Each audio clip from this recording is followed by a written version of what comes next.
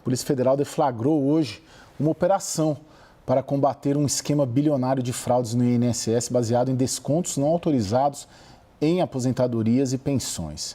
A investigação levou à demissão do então presidente do INSS, Alessandro Stefanuto. A reportagem é de Luciana Amaral. Foram cumpridos 211 mandados de busca e apreensão e ao menos 5 pessoas foram presas por envolvimento no esquema. Também foram apreendidos carros de luxo, dinheiro em espécie, quadros e joias. A Justiça determinou o afastamento do presidente do INSS, Alessandro Stefanuto, que foi demitido horas depois, por pressão do Palácio do Planalto. Foram afastados ainda outros 3 integrantes do alto escalão da Previdência Social e o chefe da Procuradoria Federal Especializada do INSS, além de um agente da própria Polícia Federal. O afastamento foi solicitado pela Polícia Federal a partir dos elementos colhidos durante o processo de investigação de um inquérito que foi instaurado em junho de 2024. Então, durante todo esse período houve a investigação e o que se percebeu foi, na verdade, a continuidade sem que houvesse ações mais efetivas em sentido contrário. A CGU começou a desconfiar de irregularidades ao perceber um aumento de valores cobrados na folha dos aposentados na modalidade de descontos associativos. Numa pesquisa com os beneficiários, os auditores descobriram que 97% dos aposentados e pensionistas nunca tinham feito qualquer pedido de associação e nem reconheciam as cobranças. A investigação detectou a falta de verificação das autorizações e a possibilidade de falsificação de documentos. 11 entidades foram alvo de medidas judiciais. O INSS suspendeu todos os convênios do tipo. Nesta fase das investigações, não sabemos ainda o grau de culpa de cada um dos servidores. A diretoria de benefícios do INSS é considerado um cargo-chave no esquema. É a estrutura responsável por analisar quais entidades podem se inscrever no modelo de recolhimento em folha. O então diretor da área, Vanderlei Barbosa dos Santos, caiu na operação desta quarta-feira. A primeira denúncia sobre os desvios foi feita ainda em 2024. O governo exonerou o então diretor de benefícios, André Fidelis. O servidor é ligado a uma das entidades investigadas no esquema, a Conafer. As irregularidades ocorriam em cobranças de baixo valor, entre R$ 30 e R$ 50 por mês. Na teoria, as entidades deveriam dar, em troca, benefícios aos aposentados, como descontos em academias, planos de saúde ou planejamento funerário, por exemplo. Na prática, não tinha qualquer retorno. Até a véspera da operação, cerca de 3 milhões de pensionistas contribuíam com alguma associação da modalidade. O governo afirmou que vai ressarcir os valores cobrados de maneira ilegal e que vai usar os bens apreendidos nesta quarta para cobrir parte do buraco. Doutor, o que acontece com o INSS que facilita tanto esquemas como esse que nós vimos hoje? A gente na cobertura, enfim, eu há 20 e poucos anos, a Thaís um pouco mais, a Jussara um pouco menos, mas entra governo, sai governo, sempre vai ter alguma coisa errada no INSS. Isso aí vem desde lá do grande escândalo da Georgina de Freitas, né, lá na década de 80, onde uma procuradora e uma advogada fizeram um rombo enorme no INSS. Vamos lá. Primeiro, especificamente sobre esse ponto, né? Esse ponto é um convênio que é feito entre uma entidade e o INSS. A entidade vai lá e diz, olha, essas pessoas aqui se associaram a mim, comecem a debitar lá no contra-cheque, no benefício da pessoa, aposentadoria ou uma pensão. E o que houve foi, não havia qualquer checagem. Caio, Thaís, Rosana, veja, se eu tenho um relatório, e essas informações o INSS sempre teve, se eu tenho um relatório que pega e diz que até 2020, 2022 mais ou menos, você tinha algo em torno de 400, 500 milhões do montante de débitos feitos para essas entidades. E aí, quando chega em 2023, isso dobra Isso mais do que dobra, chega a 1 bilhão e 300 mil reais. E depois, no ano seguinte, 2024, dobra mais uma vez, para 2 bilhões e 600 milhões. Então, lógico que existe algum problema e deveria ser analisado imediatamente. Agora, doutor, um esquema como esse, ele obrigatoriamente tem conexões políticas? Não necessariamente uma conexão política, mas vamos deixar claro que esses cargos, um cargo de presidente, um cargo de diretor do INSS, ou mesmo um cargo de ministro, são cargos políticos, né? Mas, com certeza, e sem sombra de dúvidas, há envolvimento de servidores. Quer por inépcia, quer por negligência que eles não fizeram nada, ou quer que não fizeram realmente de maneira intencional.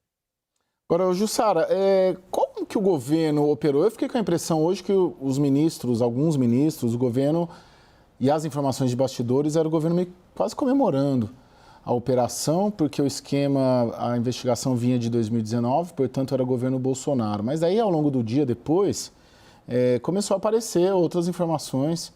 Nossa equipe, inclusive, nós trouxemos a apuração da ligação de entidades com o próprio PT e com o Centrão, que é base do governo Lula, tem ministérios no governo Lula. Depois nossos colegas, o Eli Jonas Maia e a Tainá Falcão, trouxeram a informação de que um dos sindicatos tem como vice-presidente o irmão do presidente Lula. Politicamente, como que o governo enxergou e agiu ao longo do dia em relação a essa operação? Olha, Caio, ainda pela manhã o governo tinha plena consciência do risco do governo se enfiar numa crise, num escândalo que ainda não se sabe a extensão. Então, o que a gente entendeu, apurei aqui ao longo do dia dessa estratégia, foi justamente, Caio, do governo. Você vê que logo ainda no final da manhã foi convocada uma coletiva em que ficaram enfileirados ali ministros, o diretor-geral da Polícia Federal, e para poder dar explicações sobre esse caso. E também, pela manhã, o presidente Lula, antes dessa coletiva, ligou para o ministro do Trabalho, Carlos Lupe, dizendo que era para demitir o então presidente do INSS. Então, o que me falaram nos bastidores? Que o presidente falou, olha, a gente precisa tentar capitalizar essa operação, uma operação grande que, a partir agora dessa operação, deve ter novos desdobramentos e, portanto, a gente não sabe ainda qual é a extensão disso. Então, é preciso a gente já mostrar que não ficou inerte sobre o que foi apurado até então. Agora, tem um outro detalhe, Caio, que o governo já vinha acompanhando isso e, claro, o presidente foi avisado, né? Logo depois foi avisado ali da extensão, e aí houve essa pressão do presidente para que houvesse para a saída do presidente do INSS. Bem, fato é que é preciso agora, os próximos passos, é que vai dar a dimensão aí de quanto esse caso vai resvalar na atual administração. Hoje, o ministro da CGU, ele aqui numa entrevista ao 360, ele até chegou a dizer que isso tem indícios que pode ter começado esses desvios ainda em 2016. Portanto, agora, o que sempre que nos dizem aqui nos bastidores é justamente que os próximos passos, avançar dessa investigação a partir da apreensão, da busca e apreensão hoje, é que vai revelar o tamanho desse problema para o governo federal. E, em princípio, o governo tentou agir rápido para ficar ali com o argumento de que não foi inerte, agiu e que, claro, saiu em defesa dos aposentados. Doutor Washington, eu queria lhe ouvir. É muito interessante quando o senhor traz o fato da quantidade de valores descontados e dobrando. Então, aqui, a princípio, né, olhando assim por cima, fica óbvio que vamos dizer assim, as balizas falharam, porque não é possível que ninguém não estava olhando para isso e não entendeu que tinha alguma coisa errada. Então, queria lhe ouvir sobre isso, né? E, ao mesmo tempo, então, eu queria entender assim, a gente seria leviano interpretar que houve alguma conivência ou ninguém deu muita importância para uma coisa que chamou tanta atenção? Quer dizer, com todo cuidado aqui para não avançar sobre uma investigação que começou, obviamente, né? Mas é porque é muito espantosa o crescimento e a velocidade desses descontos. Ótima pergunta. Então, veja, e ainda mais alguns dados. Veja que, assim, a série histórica da CGU, e eu li várias vezes esse relatório, estudei muito esse relatório hoje, ela começa em 2016, realmente. Mas ali ele segue mais ou menos uma linha, sem nenhum desvio muito forte. Os desvios fortes começam entre 2022 e 2023 e de 2023 para 2024. E, Thaís, não foi só o volume total dos débitos, também o valor médio da transação. Antigamente, até 2020, 2021, o valor dos débitos oscilavam ali entre 50 e 70 reais. Agora, em 2023 para cá, esse valor passou para 285 reais. Veja, um aumento fenomenal. E aí, a gente costuma dizer na administração que existem as red flags, né? As bandeiras vermelhas que chamam a atenção no processo de gestão. Gente, aí não é uma red flag, aí é um wall flag, né? Uma parede inteira de chamar a atenção. E realmente fica muito difícil a gente imaginar que um gestor que tenha o mínimo de responsabilidade, vendo essas informações, não se assuste com isso. E eu quero trazer aqui um outro aspecto. Esses aqui são os dados da CGU. Agora, se nós formos na ouvidoria do governo federal, se nós formos no próprio sistema do INSS de reclamação, se nós formos no Poder Judiciário, nós vamos ver centenas de milhares de ações, de reclamações sobre esse tema.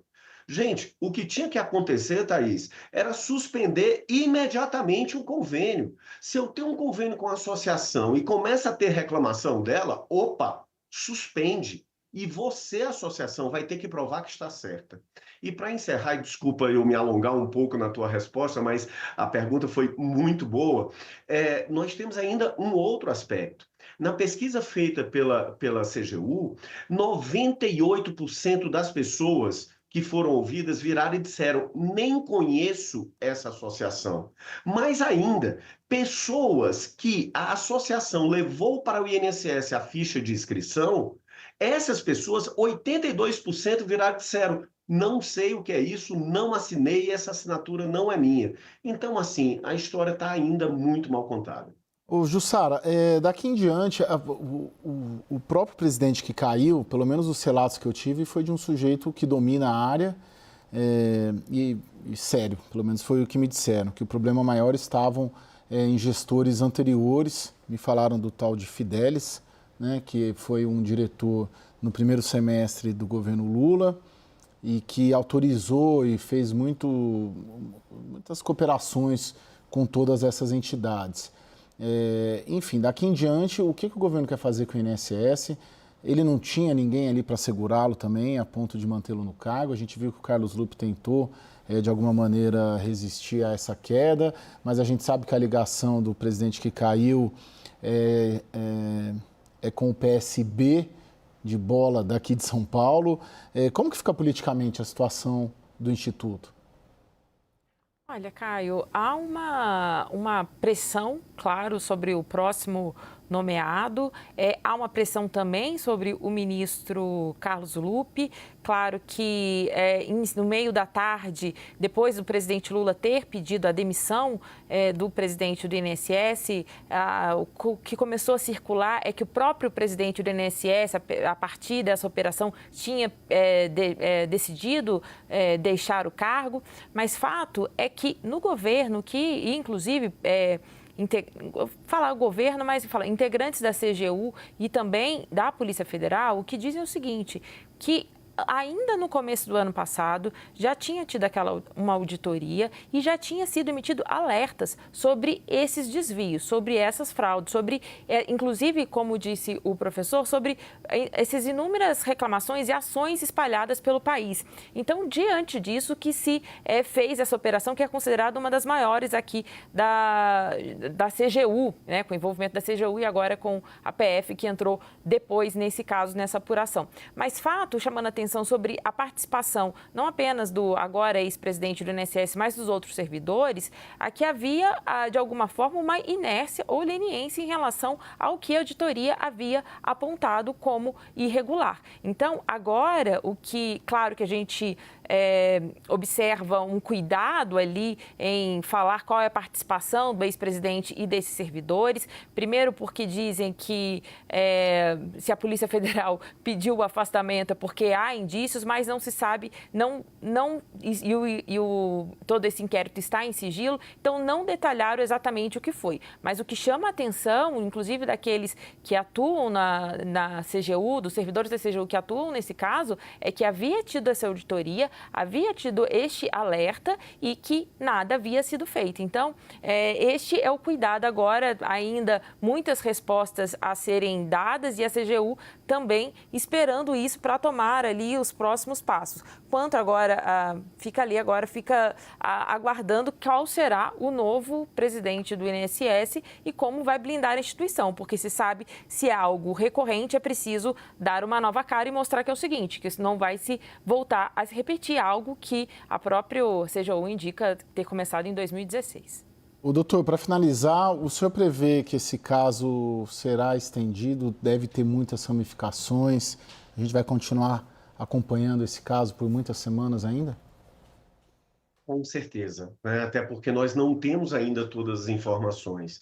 Você até falou do primeiro semestre lá do André Fidelis, foi exatamente nesse primeiro semestre de 2023 que nós saímos de 22 contratos com as associações para 31. Né? Mais de quase 50% a mais.